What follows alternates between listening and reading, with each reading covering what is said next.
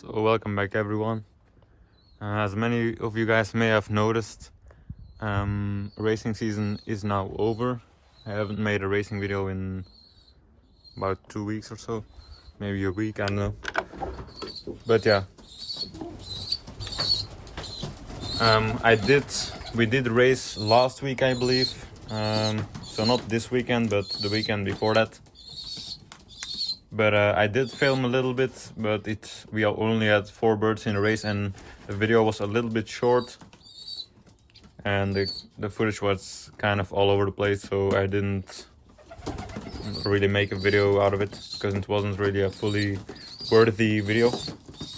So yeah, but we did actually race really good. I'll go upstairs and give you a little bit of info. I'll leave the actual result sheet maybe in the description of the video, or I might add it at the end of the video. But yeah, we're now at the top loft in case you didn't notice. But yeah, so this is that A33 and his hen that I always talk about. They did fly pretty well, although he did fly the best as a yearling. Back in 2019 he flew 3 first placings and a 3rd and a 5th placing in a span of 5 weeks, so that's basically even better than 611 and 636 right there. But yeah, we're not talking about that. We're gonna talk about the last race, which his hen, which is 354 or 654, I don't know. That's his hen, obviously. She did fly a 2nd place at the other club. We did get beaten by Gert Halen, which is one of the best racers at the moment. Yeah, we did get beat by him about 10 seconds or so. But yeah, nothing you can do about it. He has really good birds. He actually didn't have the best wind advantage against us. I believe it was kind of neutral, but yeah, against the rest we did have a little bit of an advantage.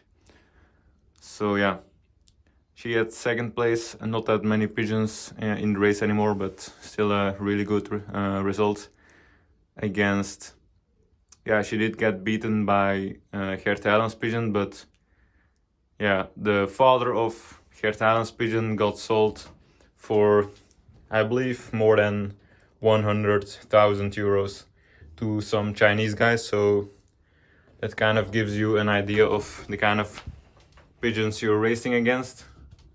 Not saying that these are worth that much, not nearly. The pigeon that won against her actually flew first placings, Federation first placings, like I believe it won 4 in the preseason and then 4 right now, so that's actually an amazing pigeon. It's also gonna be worth right around 100k, I think, or that's what he thinks, because we were talking to him a little bit. But yeah, so yeah, that hen got a 2nd place, and then A33 was also in the same race. He was a little bit later. We were expecting him to be first before his hen, actually, because usually cockbirds fly better on bigger young birds. So yeah, this was last week, so the young bird would have been a little bit smaller, but still preferable for a cockbird.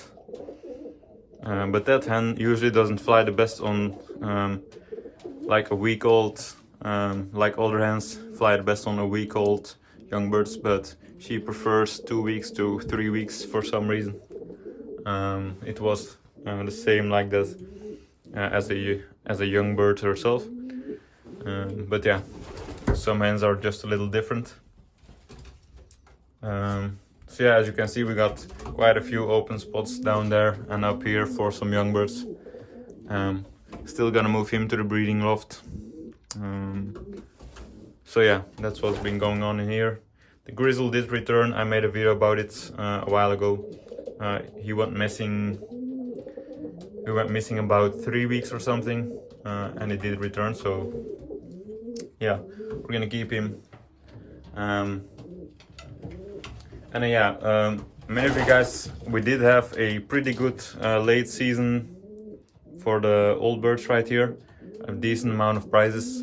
Nothing like in the beginning of the season, which was amazing. But yeah, then again, we didn't race our two best birds, which are 611 up there and then 636. Those two were by far our best birds in the preseason. And yeah, we didn't raise them, so of course you're gonna have a little bit less good results. But yeah, you can see the exact reason why we didn't raise them is that obviously that guy got lost.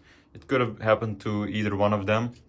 And then we also lost another one, which is 615. Used to be, I believe it used to be in here, or yeah, maybe 611 took his nest box, I'm not sure.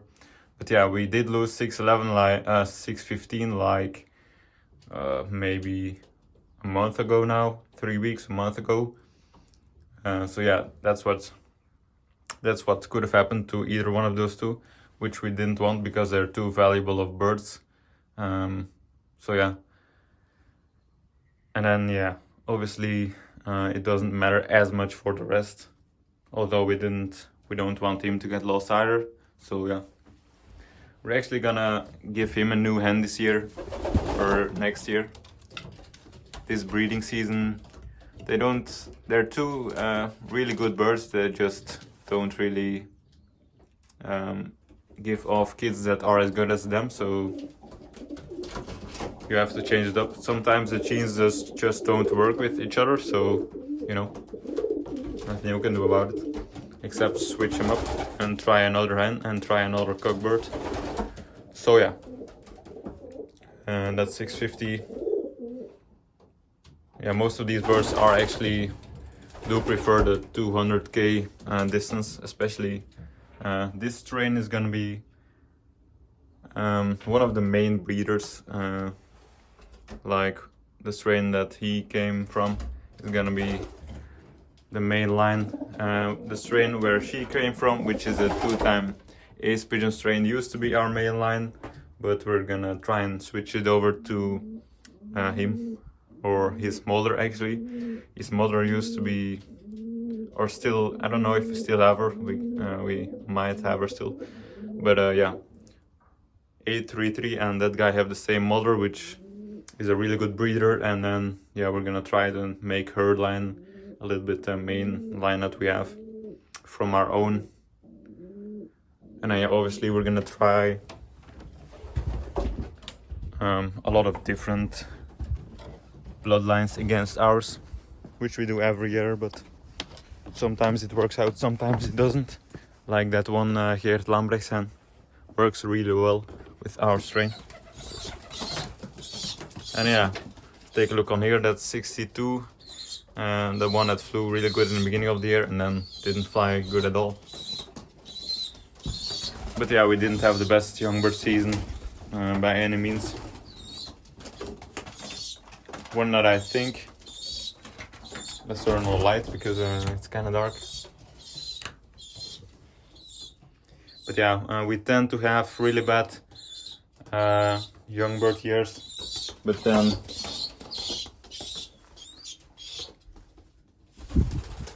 kind of noisy right here. So yeah, I don't know what that was, the video cut off for some reason. So I left off with me turning the light on, but I was going to talk about these birds in here. I don't know exactly where I left off, but yeah, I was going to say that the grizzle right there in the back, I think it's gonna be one of the better ones, even though it's a hen. We might try racing hens this year, or next year I should say.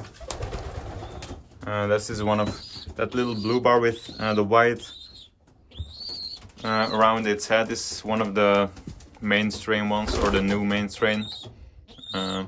did fly decent. What are you making? Yeah, it did fly decent. But yeah, I think that Grizzle right there is gonna do really well.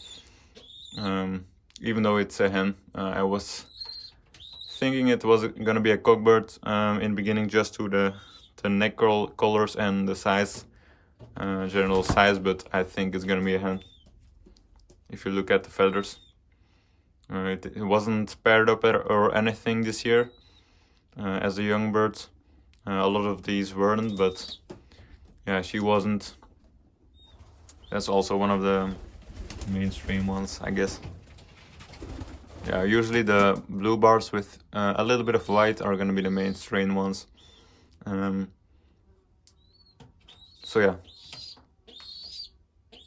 really looking forward to what she's going to do if we try to fly the hens on widowhood as well, which is gonna be a lot of extra work, but yeah, we'll see how that works. There are also some nice cockbirds in here, but not that many. Yeah, Hira kind of saved himself at the end of the season there. And then I think that's gonna be 62, which is also a cockbird, or one of those, which is gonna be one of the few cockbirds that we're gonna be able to keep. We might try and get some of these young hens to pair up with some of those top loft guys. I'm not sure yet, or actually that might be 62. But yeah, I will make a video about it when we decide to take them out of this loft and pair them up to the breeders and stuff. So yeah, stay tuned for that. So yeah, I'm probably gonna end the video here. I hope you guys enjoyed this little update. I might add a clip of the results from the race I was talking about at the end. So yeah, if not, as always, leave a like, comment, subscribe, and have a good day.